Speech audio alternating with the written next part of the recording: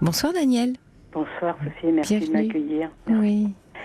Voilà, je viens vers vous parce que j'ai été voir mon psychiatre et il m'a dit il y a une parole qui m'a beaucoup choquée, qui me remet en question, je ne sais pas parce que je me sens pas du tout. Oui, plus choquée que remise en question. Plus choquée, oui. Choquée et je voudrais savoir ce que vous en pensez de quand un psychiatre vous dit que je suis un peu paranoïaque. Qu'est-ce que vous entendez par paranoïaque? Oui, et alors déjà vous Daniel, qu'est-ce que vous comprenez quand il vous moi dit j'ai été ça? voir sur internet parce que pour moi les gens parano c'est pas des gens très bons. J'ai été voir parce que j'avoue que c'est pas un mot que vous avez bien fait, oui. Voilà, et ça me ressemble pas du tout. Ben oui. Alors donc on comprend que vous ayez été choqué parce que déjà, enfin la paranoïa dans le cadre vraiment de la maladie mentale, mais même des traits paranoïaques dans une personnalité, ce qui donne pas forcément une maladie mentale, ces personnalités-là vont rarement voir un psy. Même jamais. Donc déjà, quand vous me dites que je suis allée voir le psychiatre, bah oui, il y a la schizophrénie, enfin la schizoparanoïde qu'on peut trouver en psychiatrie. Le paranoïa qui se retrouve en psychiatrie le jour où il fait un passage à l'acte parce qu'il devient agressif. À ce moment-là, il est interné, ou alors en prison, ou il passe devant la justice. Mais dans sa vie de tous les jours, on va dire tant qu'il ne fait pas des actes répréhensibles envers autrui, où il n'y a pas de passage à l'acte, et qui se raconte des histoires sur ce que pensent les autres de lui, bah là, il va jamais aller chez un psy parce qu'il faudrait abandonner cette croyance très très bien ancrée en lui. Mais alors, qu'est-ce que vous... Alors du coup, Daniel... Le contexte était... alors voilà, on va peut-être parler du contexte. Je l'ai vu déjà plusieurs fois. Vous le connaissez bien. Je le connais... Enfin bon, bien. J'ai été peut-être 5 fois chez lui en tout. D'accord. Et j'avais arrêté d'aller le voir à partir du mois d'avril. Et là, les mois se défilant et les choses n'allant pas mieux forcément, parce que j'ai des soucis par rapport à mes enfants qui m'ignorent. C'est le mot. Et je suis en souffrance par rapport à ça. Sachant que je suis aussi handicapée visuelle et que j'ai besoin parfois d'aide... même morale, si je ne demande pas une aide physique, parce que s'ils travaillent, je ne vais pas toujours être en train de demander. Et ils vivent leur vie. Et la vie de leur mère, j'ai l'impression que ça ne les touche pas tellement. Donc, sachant que je suis très indépendante, même si je suis malvoyante, je fais beaucoup de choses. Je suis très... j'ai un caractère assez tenace, très active. Et voilà, l'année dernière, quand je l'ai vu, au début d'année, quand j'ai vu ce médecin, il me dit comme ça, je lui ai parlé des fêtes de fin d'année, dont la fête de Noël, et mon fils m'avait invité au 23 décembre, au lieu du 24 décembre. Donc, j'avoue que j'ai pas très bien pris la chose, je reconnais. Et j'y étais pourquoi parce que j'ai mal pris parce que ça fait 2 années qu'il me fait la même chose et que Noël, je peux rester toute seule, il en a rien à faire. Ils en ont rien à faire. C'est comme ça que je l'ai pris, si vous voulez. Donc là encore, il vous a dit que... Non, non, justement, il vous invitait. Ah oui, d'accord, mais oui, c'est ce que je comprenais. J'ai pas compris. Il m'a dit là que mes enfants étaient très égoïstes et qu'ils vivaient pour eux. Et qu'il fallait que, que j'accepte les choses comme ça. Mais là, si je comprends bien, Daniel, votre fils vous invitait pour Noël cette fois-ci? Non, c'était le 23 décembre. Ah, c'était pour le 23. Moi, Noël, c'est pas le 23 décembre. Mais peut-être qu'il y a les familles, les beaux-parents, tout ça. Oui, quelquefois c'est pas évident. Je suis d'accord, mais 2 années de suite, je pense qu'on peut faire une fois une passe et puis d'inviter sa mère quand même, quoi. C'était mon point de vue. Maintenant, oui, en tout cas, mais vous avez dit à votre fils que ça vous blessait? Ah complètement. Oui, d'accord. D'autant plus que, n'ayant pas une grosse retraite, j'ai pas pu faire de cadeaux et ça je lui avais dit. Je veux bien venir, mais moi je peux pas faire de cadeaux à Noël. C'est pas possible financièrement, je ne pouvais pas. Et il m'a dit c'est pas grave, personne ne se fait cadeau. Donc j'ai été d'autant plus vexée, c'est que tout le monde se fait des cadeaux devant moi, sauf à moi. Ah, parce que vous y êtes allée finalement? J'y étais, oui, parce que j'ai été menacée de plus voir personne si j'y allais pas. D'accord. Donc, j'en ai parlé à mon psy de ça, et là, il m'a dit non, mais vos enfants sont très égoïstes, ils vivent pour eux-mêmes, ils ne pensent pas à vous. Bon, là, il était pour moi. Pendant plusieurs... J'ai été le voir après parce que je vous avais appelé sur une proscranisation que j'avais fait. Et grâce à vous et à lui, j'avoue que je m'en suis sortie. Et donc j'ai continué à aller le voir, bon, pour parler un petit peu. Et puis bon, là je suis retournée le voir là cette fois-ci parce que mon anniversaire c'est ce mois-ci, ainsi que celui de mon fils. On passe une dizaine tous les deux. Et moi j'ai dit à mon fils, j'aimerais bien qu'on fasse quelque chose ensemble. Oui. Voilà, c'est une dizaine. J'aimerais bien qu'on le fasse. Eh bien, il m'a dit, je ne fais pas mon anniversaire. Ah bon, écoute, voilà, c'est bien, tu fais pas, moi je me débrouillerai pour faire mon anniversaire de mon côté.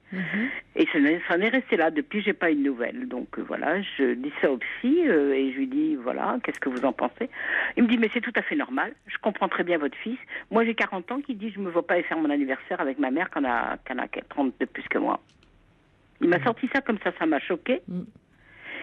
Et après ça, il dit, mais oui, mais si vous n'êtes pas agréable avec vos enfants quand ils vous invitent, je dis, m'invite pas, je vais jamais chez eux pratiquement. C'est normal c'est pas le mot rejeter, mais qu'ils vous aident pas, qu'ils viennent pas vers vous. Ouais.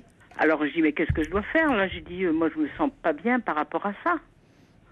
Et quelle position je dois prendre? Et il me dit, c'est à vous de leur demander. Et il m'a dit, il y a deux solutions. Soit vous allez vers eux en leur disant, voilà, qu'est-ce que je peux faire pour toi, pour ton anniversaire? Soit vous les ignorez, puis vous restez toute votre vie en souffrance. Ah, oui. Et il m'a dit, vous faites il me dit, vous êtes un peu paranoïaque, il m'a dit. Vous êtes toujours en train de... J'ai dit, c'est paranoïaque de demander de l'affection de ses enfants. Ah oui, vous avez quand même réagi. Oui, vous avez réagi. Oui, et alors, il a dit quoi? Il m'a dit, écoutez, vous préférez que je reste derrière mon bureau et que je vous dise rien, je vous plaigne sans arrêt? Voilà ce qu'il m'a dit. Bon. Je lui ai dit, écoutez, docteur, je ne vous demande pas du tout de me plaindre. Je demande seulement... oui, une aide. Une aide, quoi. Écoute, ouais. Et j'ai pas compris. Alors je voudrais savoir qu'est-ce qu'il a voulu entendre par là. C'est vrai que je suis fragile, je le reconnais. C'est vrai que je demande peut-être de l'affection à mes enfants, mais je ne suis pas tout le temps en train de leur réclamer puisque je les vois pratiquement jamais. Oui, et puis, alors, si vous avez lu donc des choses sur Internet et vous dites que vous n'êtes pas reconnu, ce qui compte, vous savez, c'est très difficile devant une figure qui fait autorité, une figure médicale souvent, d'exercer son esprit critique. On a tous un esprit critique. C'est quoi un esprit critique? C'est savoir soi-même aussi ce qui est bon pour soi ou ce qui est juste pour soi. Et donc là, c'est important. On est entre êtres humains. Un médecin, quel qu'il soit, et aussi génial soit-il, ou moi comme si, personne n'est tout puissant. Donc voilà, il y a peut-être des sorties de route ou des erreurs d'interprétation possibles, où il a l'air d'être assez personnel, ce psy, de s'engager. Il m'a dit, il s'est peut-être mis à la place de tes enfants. Oui, ça avait l'air de le toucher, manifestement. Voilà, oui, c'est ce que je comprends. Voilà, donc il a peut-être fait un peu une sortie ou une surinterprétation. Voilà. Ouais. Bon, maintenant, voilà, ça peut être humain. Ce qui compte là, dans ce cas-là, Daniel, déjà sur le premier point, sur le fait de vous être entendu dire que vous étiez parano, c'est le fait de vous dire non, mais ça, c'est pas moi. Voilà, ça c'est vraiment important que vous puissiez faire autorité avec vous-même. Mais de vous le dire à vous, Je me le suis dit à moi, mais j'avais besoin de l'entendre de quelqu'un d'autre. Bien sûr, je comprends parce que vous, alors, si vous l'étiez, vous le seriez à mains égards, c'est-à-dire dans d'autres domaines, parce que c'est quand même une anxiété qui fait qu'on s'attend toujours sans raison souvent suffisante à ce que les autres vous exploitent, vous nuisent, vous trompent, toujours être préoccé par des doutes injustifiés concernant la loyauté ou la fidélité de ses amis, être réticent à se confier, voilà. Donc tout ça, si vous voulez, tout ce tableau-là, c'est tout un tableau quand même de méfiance et puis d'imaginer qu'on vous veut du mal. Vous le sauriez. Bien sûr. Voilà. Ouais. C'est ce que je suis contente de vous l'entendre, de votre bouche, parce que je vous avoue que je suis partie. Quand j'étais dans l'ascenseur, j'ai eu des larmes. Je me suis dit, mais qu'est-ce qu'il me fait, qu'est-ce qu'il me dit, quoi. Je veux dire. Ouais, c'était un peu violent pour vous, ça. C'était violent. ça a oui, été c'était très violent. violent, moi j'ai trouvé. Bien sûr. Et comme j'ai à nouveau rendez-vous avec lui dans le courant du mois, il m'a dit, j'espère que vous allez aller dans le sens que je vous dis et non pas rester dans votre angoisse. C'est quoi le sens que je vous dis? C'est-à-dire que de faire un pas vers mon fils et dire qu'est-ce que tu veux que je t'offre pour ton anniversaire. Oh, mais alors sans ça, je suis d'accord avec Gisèle qui envoie un SMS à l'instant. Elle dit, mais voilà, est-ce que vous n'avez pas 5-8 euros pour offrir un livre de poche? C'est l'intention qui compte. Voilà. Oui, mais je suis d'accord, complètement d'accord. Voilà. Mais le psy n'est pas du tout d'accord avec ça. Il dit, faut que je demande à mon fils ce qu'il veut. Ce qui lui ferait plaisir. Voilà. Vous pouvez si vous le sentez, je suis d'accord. Daniel, mais vous savez, quand il y a comme ça des tensions entre enfants et parents dans des âges adultes, voilà. Ils sont adultes, vous avez ans, voilà, 70 ans, il a 40 ans. Il a voilà. 50 ans, il a 50 ans. Bon, quand on en a des tensions comme ça, c'est que les tensions sont pas d'hier. C'est qu'elles se sont petit à petit tissées sur des malentendus. Et des deux côtés. Donc c'est souvent des malentendus. On s'est mal entendu, voilà, on s'est pas entendu et on s'entend plus du tout à un certain moment. Et puis la langue française est bien faite pour ça. Et on est co-responsable. Évidemment, c'est ni votre fils ni vous, c'est les deux. C'est ensemble que vous n'arrivez pas à tisser un dialogue, une relation constructive pour chacun. Parce qu'elle l'est pas pour lui, elle l'est pas pour vous. Hein, je ne peux pas discuter avec eux, mon fils et ma fille, parce qu'ils lèvent la voix sur moi. Se sentant en depuis faiblesse. Longtemps Depuis longtemps. Oui, ça fait déjà pas mal de temps. Hein. D'où ça vient, ça, Daniel? C'est depuis que je suis devenue malvoyante. Ouais. Vous aviez quel âge à ce moment-là? Ils avaient quel âge, les enfants? Ils étaient adultes, hein. Ils étaient déjà en couple, mariés, enfin des enfants et tout. Moi, c'est arrivé parce que j'ai une dégénérescence de la rétine qui malheureusement a été progressif et qui ne venira sûrement, qui ne s'arrangera jamais. Et je fais beaucoup de choses toute seule. Je suis très débrouillarde, mais le problème c'est que j'ai comme l'impression qu'ils ont peur que je leur demande des choses. Ou alors, est-ce que c'est ça, ou est-ce qu'ils ont eu peur de se dire, oh là là, mais comment on va devoir s'occuper? Ils ont eu peur, je pense eux, de la préoccupation qu'ils devaient avoir de vous, et peut-être que leur colère, leur aigreur, c'est de se défier de ça, peut-être, pas je vouloir, pense aussi, vous avez comme si vous alliez devenir une charge et que ça les angoissait. Non, mais je suis pas du tout une charge. Non, bien sûr, c'est ce que j'entends. Non, je dis comme si, mais est-ce que la tension, avant ça, avant votre problème de vue, il n'y avait pas de tension entre vous et vos enfants? Pas de cette façon-là, si vous voulez. Moi, j'ai été une femme veuve très tôt. Très tôt, donc vous les avez élevés seuls? Mes enfants toute seule. Je me suis beaucoup donnée pour mes enfants, beaucoup, en ayant même 3 emplois en même temps pour leur donner tout ce qu'ils ne pouvaient pas avoir. Et mon fils était un enfant un peu collé serré avec maman.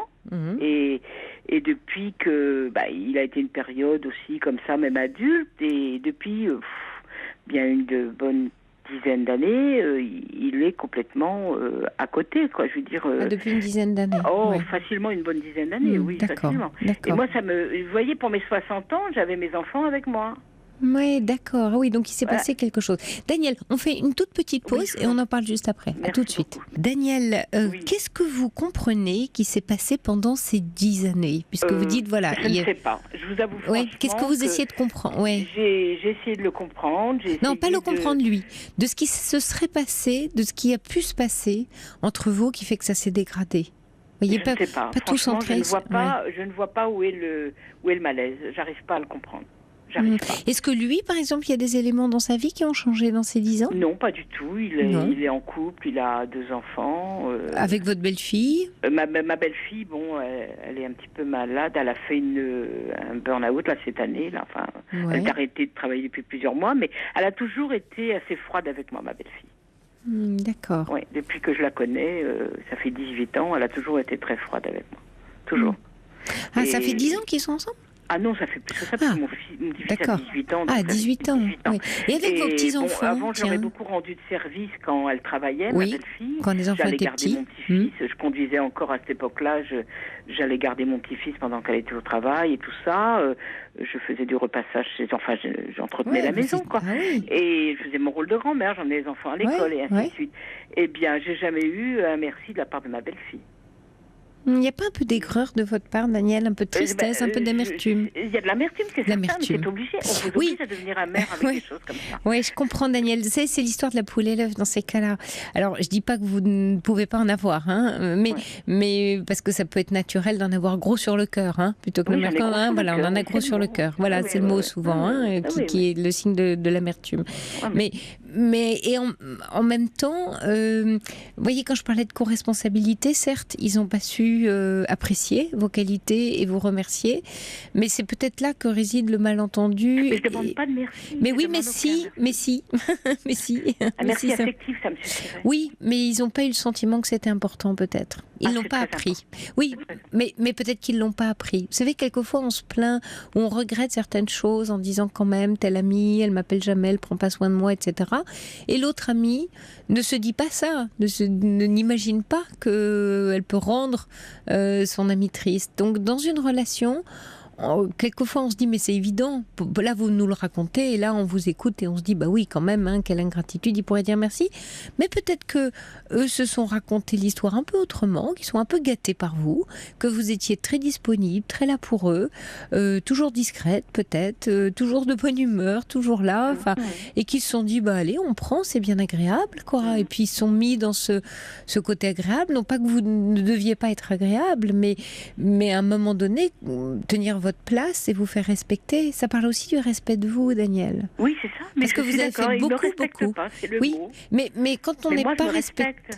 Et oui, bah, je sais pas, parce que c'est quoi être respecté si c'est. On parle souvent d'ailleurs de se respecter soi-même. Il passe par quoi le respect? Il passe déjà par enfin, c'est mon point de vue, maintenant, je sais pas, bien sûr. de s'occuper de soi, de s'occuper des autres, de je sais pas, de pas faire de mauvaises choses autour de soi. Pour moi, c'est ça le respect de soi et des autres. Oui, alors c'est peut-être plus, comment dire, plus insidieux, enfin c'est moins évident que ça. C'est une attitude, c'est une posture, c'est quelque chose qui est à l'intérieur que les autres sentent. On dit d'une personne qu'elle inspire le respect. Donc c'est quelque chose qu'on inspire ou pas. Et on l'inspire parce que soi-même dans sa propre attitude, on a une façon, hein, souvent je dis que les choses sont dans la façon, on a une façon de s'exprimer, d'être là, d'être présent. Alors, pas qui en impose justement, mais qui met des limites. C'est-à-dire les autres individus savent que là, on peut pas, hein, vous voyez, entre êtres humains, il y a comme des cercles d'énergie, hein, et d'ailleurs corporellement, on a nos cercles d'énergie. Si quelqu'un qu'on connaît pas s'approche trop de nous, c'est pas possible, on se sent envahi. Ben là, c'est un peu la même chose dans cette notion de respect, qui est une notion et qui est de l'ordre du ressenti et du sentiment. C'est pas tellement vous voyez, de dire bah voilà, je me respecte moi, je fais des choses pour moi, je fais des choses pour les autres. Ça, c'est dans le faire. C'est plutôt dans la façon de faire et la façon d'être. Donc c'est microscopique, mais énorme en même temps. Microscopique au niveau de. Quelle est ma position? Qu'est-ce qu'il faut que je vois? Alors, il faudrait qu'on détricote et on n'a malheureusement pas le temps. Oui, mais c'est dans les. Vous voyez, c'est essayer de vous rebrancher sur vos ressentis dans des détails. C'est par exemple, voilà, une situation. On va prendre des situations imagées, ce sera plus facile. De dire. Je me remets des années en arrière, vous avez fait tout le ménage, vous avez repassé, vous êtes allé chercher les enfants à l'école, vous avez peut-être même donné le bain, etc. Et puis vous rentrez chez vous. Et puis il n'y a pas un sourire, un bonsoir, une gentillesse.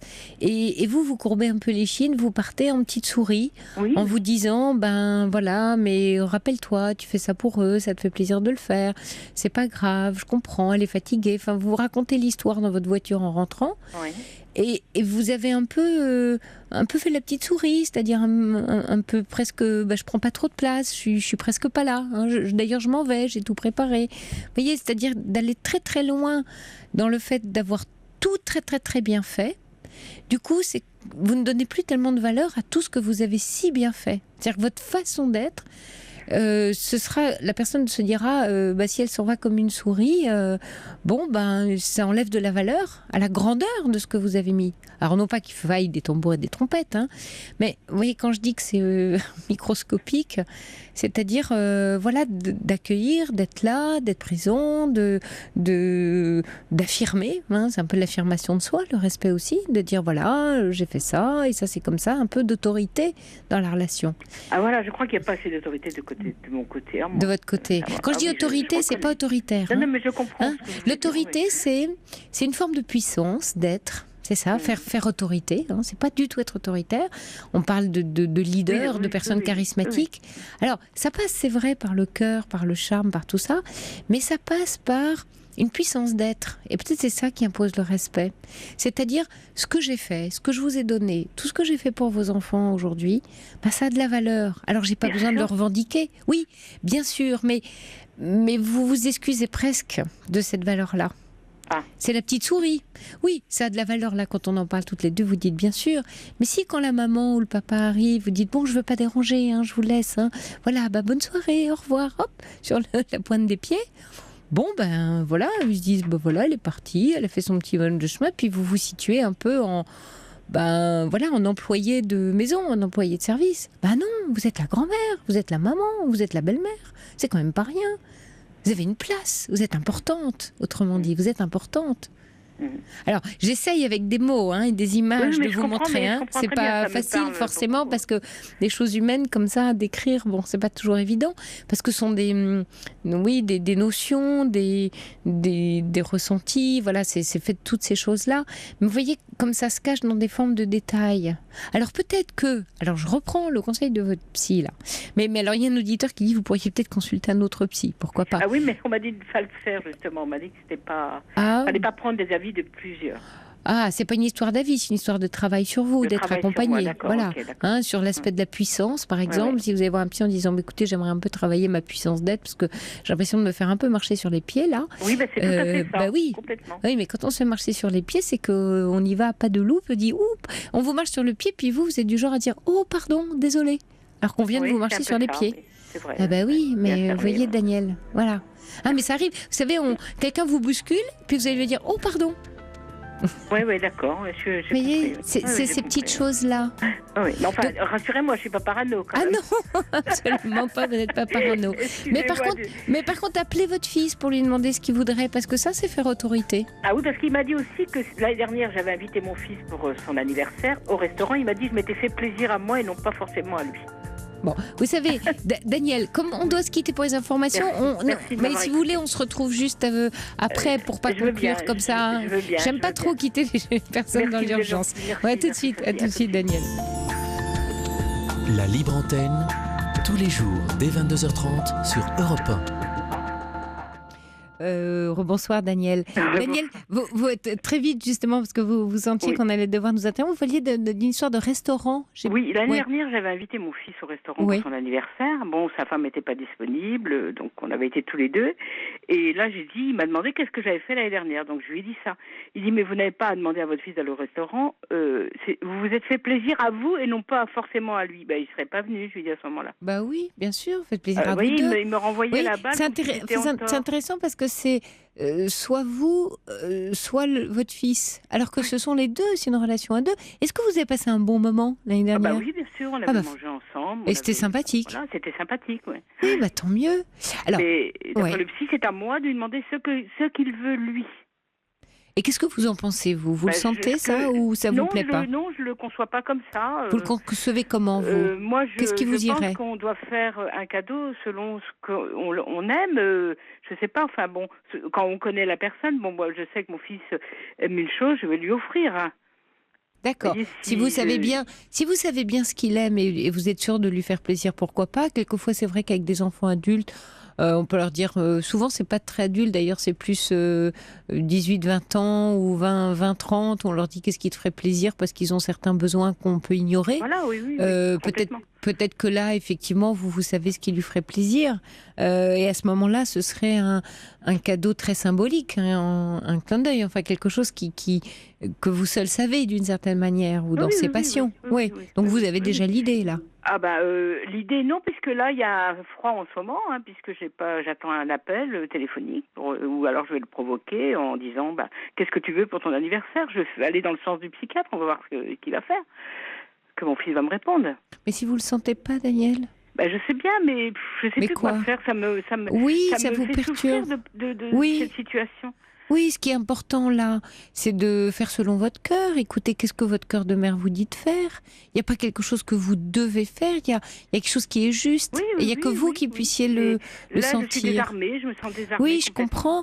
Alors, la meilleure façon de continuer à être désarmée, parce que c'est peut-être à ce moment-là qu'il peut se passer des jolies choses, c'est d'appeler en disant, écoute, je suis mal à l'aise. Je sens un peu de tension. Écoute, c'est pas grave. On retrouvera un moyen. J'ai bien compris. Et peut-être j'ai été maladroite. Vous voyez, vous pouvez vous remettre un peu en cause sur l'histoire de l'anniversaire. Oui, je suis complètement d'accord. Oui. Ouais. Mais lui dire, écoute, ça me ferait vraiment plaisir de te le fêter. Est-ce que tu es d'accord pour qu'on aille au restaurant comme l'année dernière ? Est-ce qu'il y a quelque chose qui te ferait plaisir ? Sinon, j'ai une idée. Oui, c'est donner des choix, donner des ouvertures et pas abruptement dire qu'est-ce qui te ferait plaisir. Plus vous allez, j'allais dire, mettre votre propre douce. Ce qui est difficile, hein, on parlait tout à l'heure d'amertume, et c'est difficile parce que quand on a comme ça le cœur gros, c'est une forme de rancune, vous voyez, quelque chose qui passe pas, qui est pas digéré. Donc vous l'avez sur le cœur, sur l'estomac, un peu partout, ça pèse. Oui, c'est vrai. Voilà. Et ce qui vous aiderait beaucoup, Daniel, ce serait de trouver un moyen, mais créatif, quelque chose à vous, quelque chose qui va faire sens pour vous, de décharger ce que vous avez sur le cœur. Alors, je vous disais, ça peut être aller chez un psy auquel vous pouvez vraiment parler, des amis, ça peut être dans une forme d'action ou d'activité, quelque chose qui vous ne parlerait rien qu'à vous et vous pourriez vous dire, là, vraiment, ça, voilà, pour solder ce dossier, pour solder la rancune, pour solder cette amertume. J'ai pas là quelque chose comme ça à vous fournir, si ce n'est peut-être d'avoir des moments tranquilles. Vous savez, la respiration, la méditation, c'est d'une grande aide. Oui. Mais bon. J'essaie de faire la sophrologie, mais j'y arrive pas. Tiens. J'ai essayé d'en faire, oui. Ça, c'est intéressant. Non. Mais j'avoue que je disais au sophrologue que j'avais le cerveau pollué et qu'il était sans arrêt en mouvement, que j'arrivais pas à me concentrer. Ok, Daniel, d'accord, je comprends. Oui, donc tout ça participe de la même chose. Et c'est ça qui fait que vous êtes encombré. Oui. Peut-être, alors, si la sophrologie ne vous parle pas, peut-être, je ne sais pas si dans votre ville il y a ça, mais il y a plein de petits groupes aujourd'hui un peu partout, de protocoles de mindfulness, méditation mindfulness. Je ne connais pas. Ouais. MBSR, ça s'appelle. Oui. Vous regarderez sur Internet, MBSR, c'est Mindfulness Based Stress Reduction. Quel anglais. MBSR. Il y a Corentin qui trouve que je fais des progrès. Là. Oui. Et donc, mindfulness, c'est méditation pleine conscience. Et c'est un protocole. C'est sur une période de 3 mois, mais une fois par semaine. Ça prend 3 à 4 heures. Et on va vous apprendre, on va vous guider. Alors, on va vous guider à écouter votre respiration, on va vous guider à méditer en marchant, à méditer assis. Alors, ce sont des petits protocoles, des exercices assez simples. C'est ce que Christophe André a mis en place à l'hôpital, à Sainte-Anne, où il traite des dépressions sévères avec le MBCT ou le MBSR. Enfin, c'est 2 protocoles un peu connexes. Et là, ça va vous lâcher un peu le mental, et parce que vous avez besoin de retrouver du souffle, de lâcher. Moi, c'est ça que je sens, que vous avez besoin de lâcher. Et c'est pas votre fils qui va résoudre cette histoire, mais par contre, si vous faites ce travail-là, toute la relation va en bénéficier. Parce que quand on veut changer quelqu'un, ou changer quelque chose qu'on vit avec quelqu'un, le mieux c'est de se changer soi-même, c'est de changer quelque chose en soi. Donc vraiment, je vous le conseille. Écoutez, je vous remercie de vos conseils. Et merci à toute votre équipe qui sont bien sympas. Merci Daniel. Et je vous rassure, vous n'êtes pas parano. Votre question, je réponds. Vous êtes blessé. Ça n'a rien à voir. Oui, je crois Et ben oui, on peut quelquefois être blessé. C'est des choses qui nous arrivent dans la vie, bien Vous sûr. savez, j'ai eu une vie tellement difficile que Oui, je comprends. crois qu'arrivé à 70 ans, on a envie de se poser, de Oui. plus se poser de questions. Oui, et de plus combattre. Peut-être, Daniel. Oui, mais Daniel, c'est une vie de combat, moi, ce que je comprends.